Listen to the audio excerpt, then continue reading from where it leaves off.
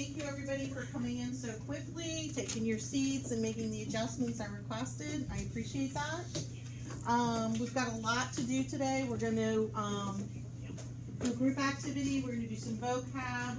And so I want to go ahead and get started right away. If you could pull out your warm-up sheets, that'd be great.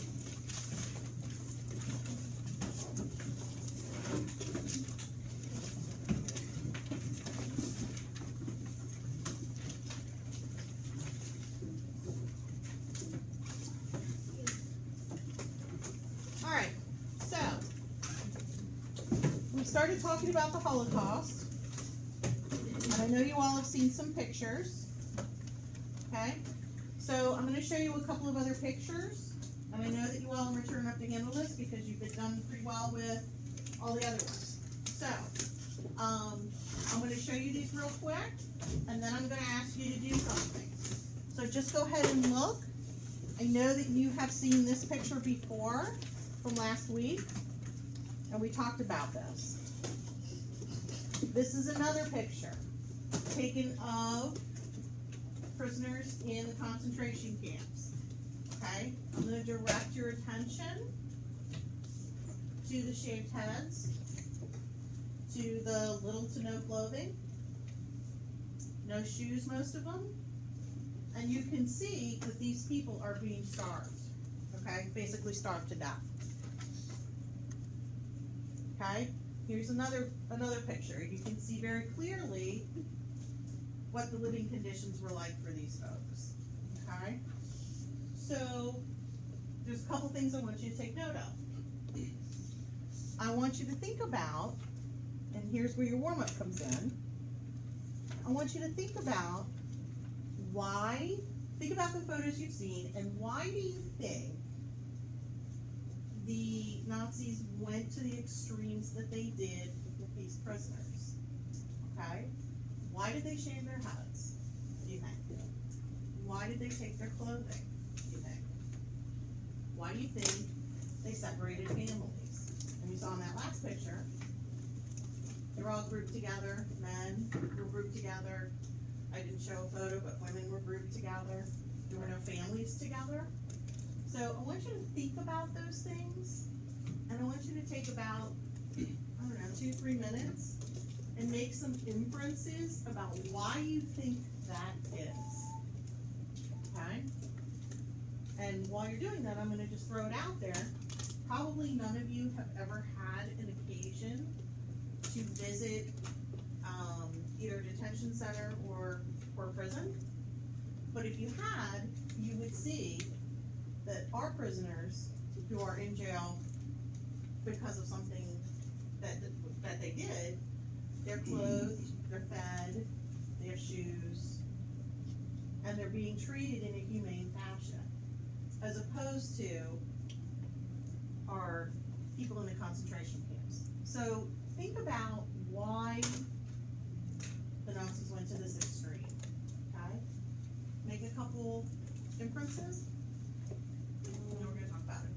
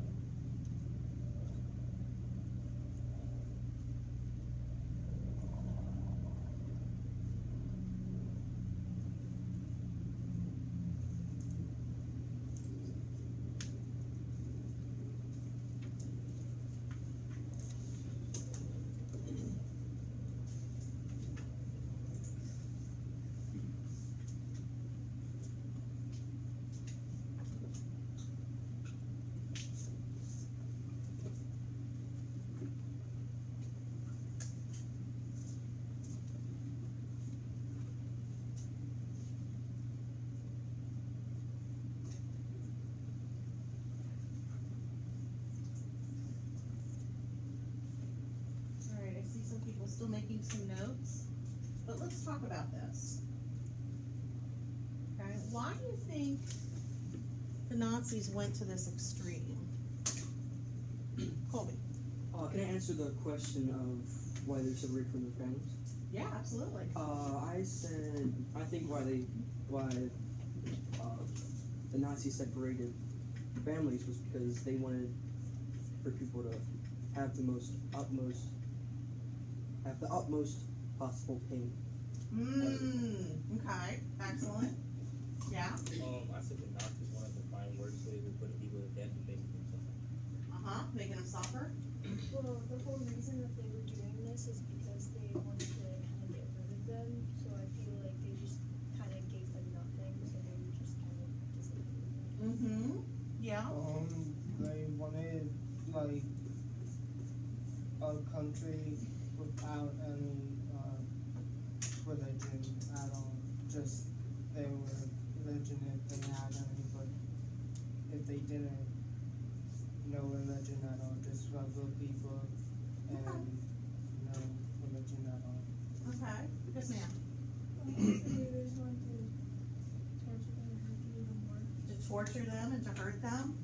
They wouldn't be able to have any happiness, and there would be a sense of diversity, no sense of community. And when you're talking about the gender separation thing, frankly, because sure enough, there's no intercourse allowed because they were trying to get happiness. Okay. So those are all some definite possibilities. I broke them down. Let me share with you what I came up with. By the way, those were all excellent answers. I'm glad you're thinking. So with regard to the hair, okay? Hair is something that is very personal, and we all make the decision how we're going to wear our hair, okay? For most of us, we do it kind of how we want to do it, with the exception of perhaps our parents and maybe the school dress code telling us how we can do it. But for the most part, we have that freedom. What does the blue say? Oh, don't worry about that. So, it's part of our identity, okay? It's very personal to us. So, if the Nazis were shaving people's heads, do you think it could be related to trying to, and I heard somebody allude to it, the first step in depersonalizing or dehumanizing prisoners or humiliating them? I heard somebody say suffering, making them suffer as much as possible. So, all of those things. And so anyway, all right. So the other thing I wanted to mention before I go on to the close is, well, let me ask you this. Are you all aware that there is a Holocaust museum in Washington, D.C.? Yeah, you've heard that? Okay. What do you think is in it? I went, so they actually had a bunch of shoes, like in a pit, like of the shoes that they wore, and then they had like a train cart inside of it. They had pictures of like people, I can't remember. Yeah, absolutely. From when it started to when it ended. Artifacts, you mean? Well, and timeline. So, Yeah. Probably the plane that had the bomb. Oh, Like pictures of it. that could be, certainly. So, one of the other things, and I was waiting to see if you were going to mention it, all of the artifacts that came to the Holocaust Museum came from Auschwitz. Have you all heard that before? The word? So, Auschwitz was one of the most notorious and well-known, I'm going to say death camps, because that's what went on there.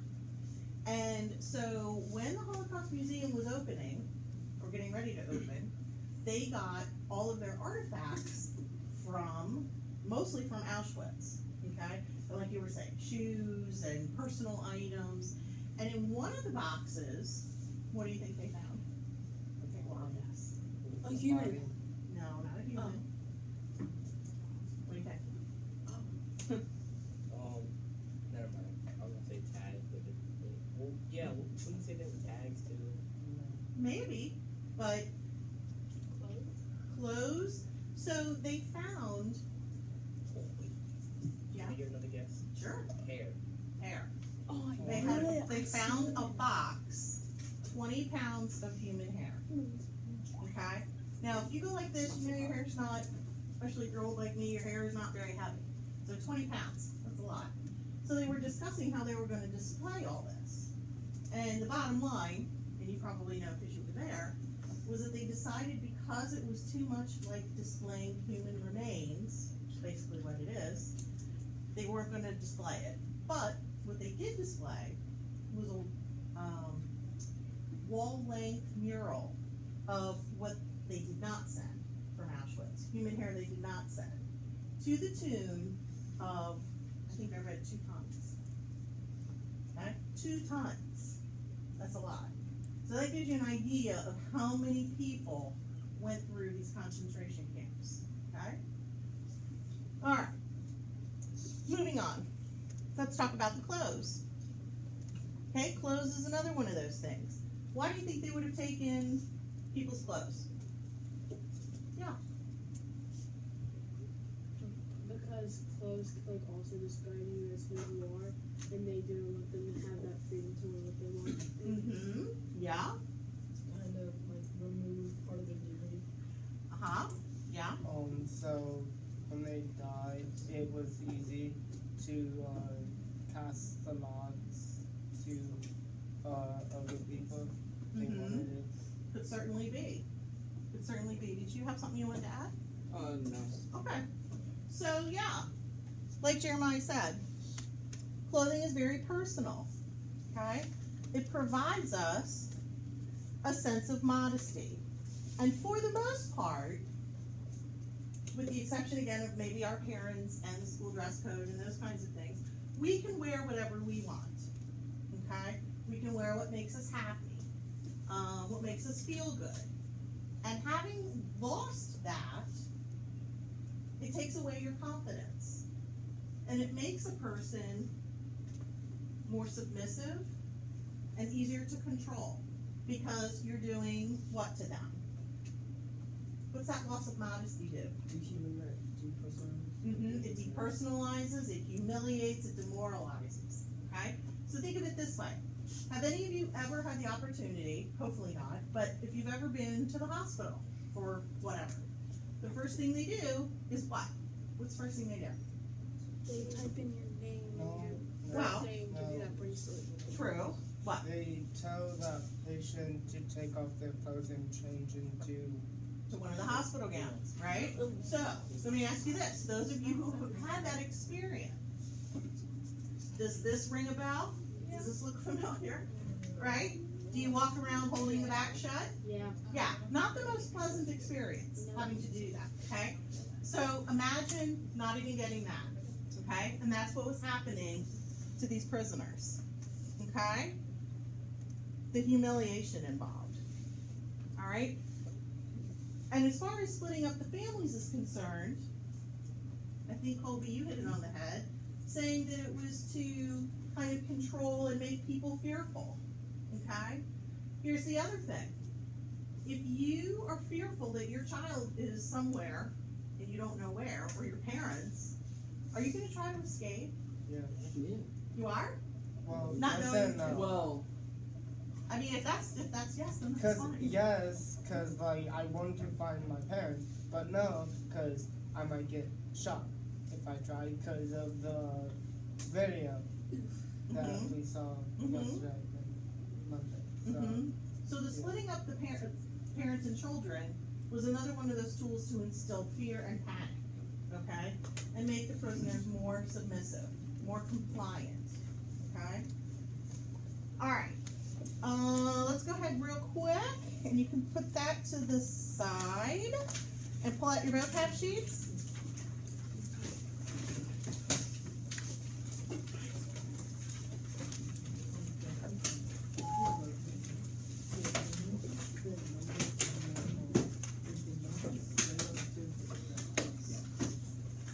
Yes, sir.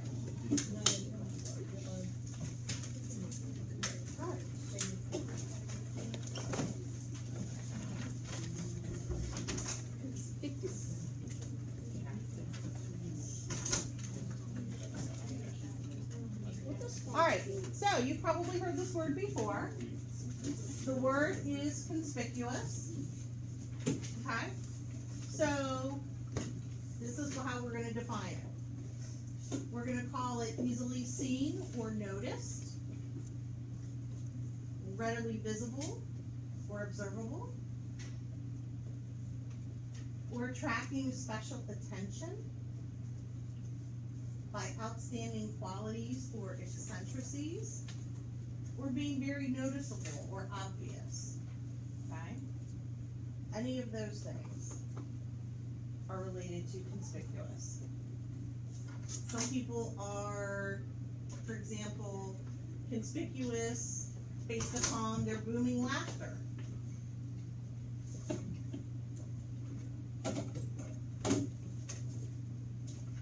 The example I used in another class was, for example, if Dr. Conroy was to come in here with one of those ties with the flashing lights on it, that would be incredibly conspicuous, okay? It's getting our attention in an unusual manner.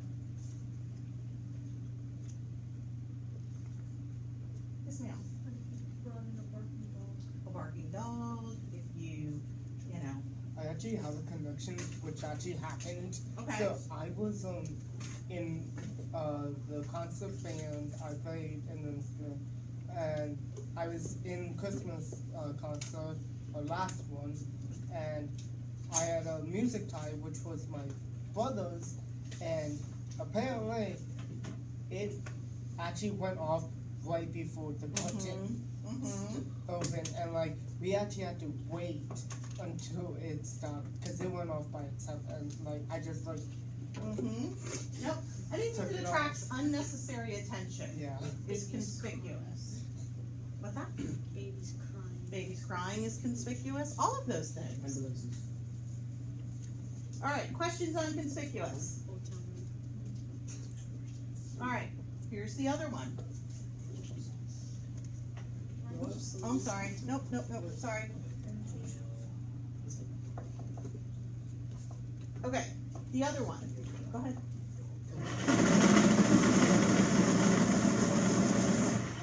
The other one is genocide.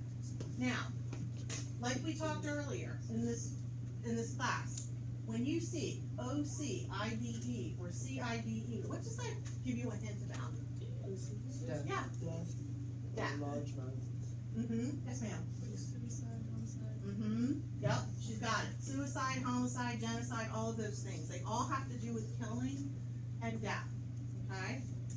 So this is how we're going to define it. Yes, sir. So would slaughter be the same thing? But in this case, the reason. So, we're going to call it, we're going to define it, to kill someone because of their religion, family history, or beliefs. Okay? If you can believe that. To actually take someone's life because of their religion, or their family history, or what they believe, or how they choose to live their lives. Okay? And this goes right back to our essential question about what are the costs of prejudice and racism and stereotyping. Okay? Yes, sir. I have a connection. Okay. Like, you know, like when you flush your like fish down if it dies. Kind of funny. That's right. Because it died. Unless it starts existing. All right. Questions. Genocide. All right. Nice job. I will see you in an hour.